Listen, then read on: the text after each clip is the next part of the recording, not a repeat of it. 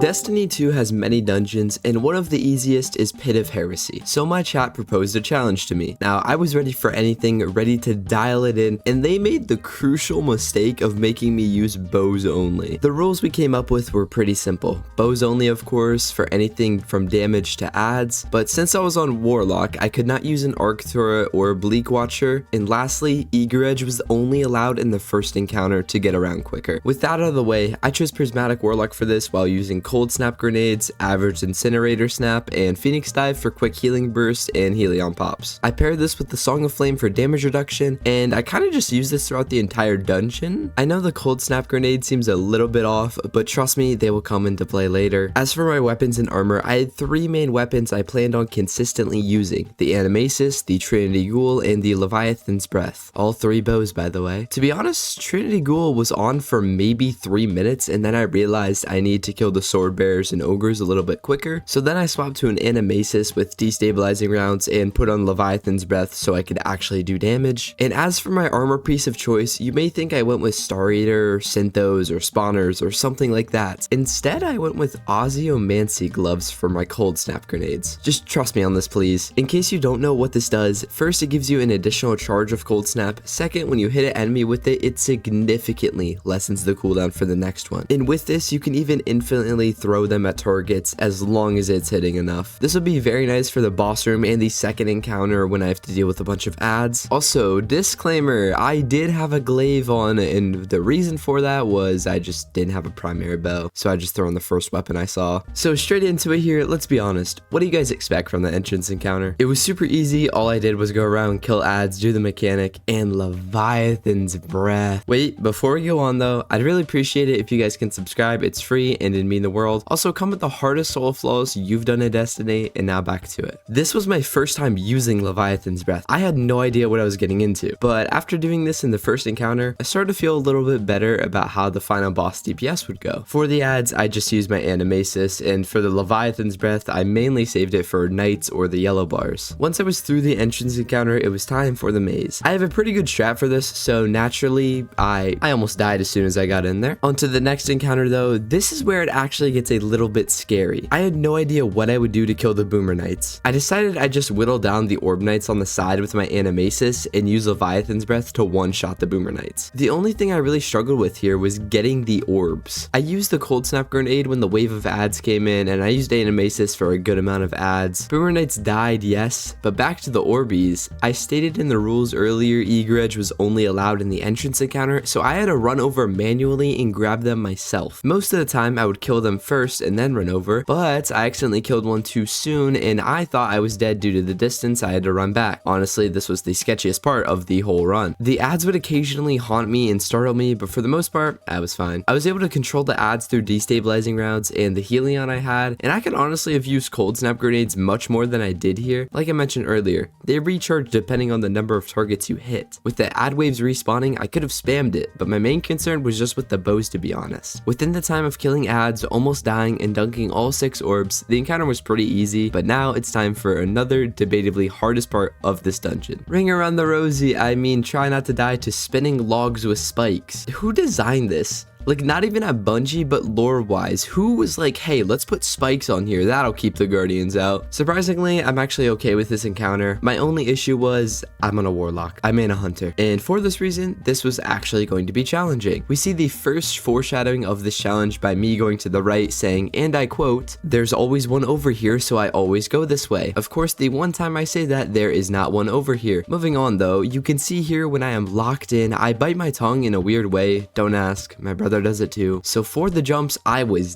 dialed. Once I killed the first wizard, I was fairly scared because all the jumps were hell and I had no idea if I'd make them. Luckily, I did, and I found the rest of the way by just jumping around. That's it.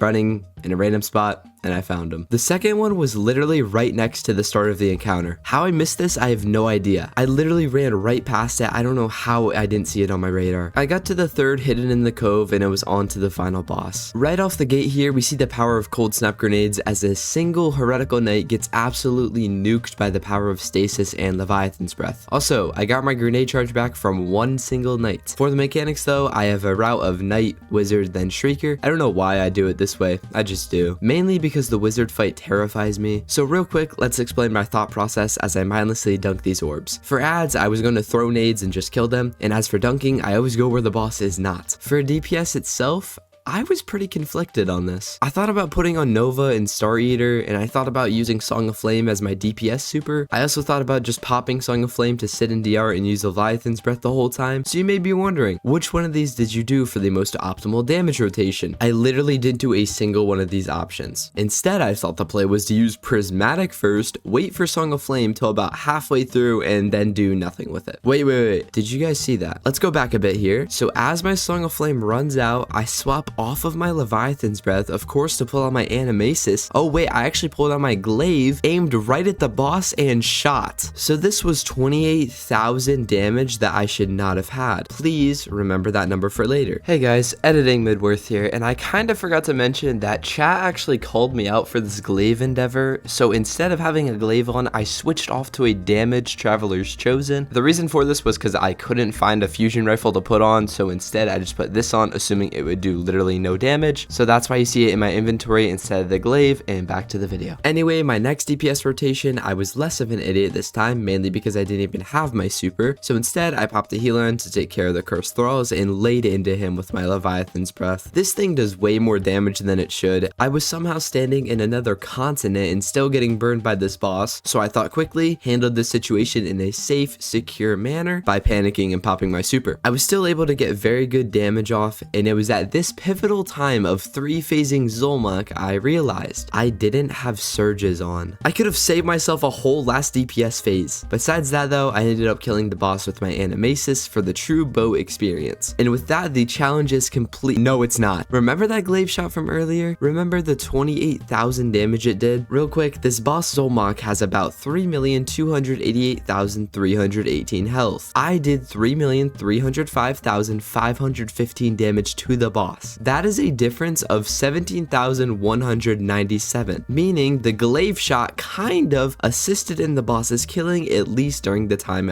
it died. The boss should have actually taken another whole Animasis shot before he died, but instead my Glaive led to death prematurely. I'm not really sure where I had this going somewhere in a joke, and then I kind of messed it up, so please subscribe to heal my pain. Also, quick shout out to all of our community members. I really do appreciate you guys. If you want to become a member, you can click the link down below. It is the best way to support me. This was a fun video to make and a very disappointing ending, so I apologize, and please let me know what you think about it, and let me know what dungeon challenge I should try next. Maybe even something like no sprinting? I already did no jumping, so leave a comment and let me know. Please subscribe if you did enjoy. It's how I know you enjoy the content, and let me know what you guys think about this challenge run, and I'll see you in the next one.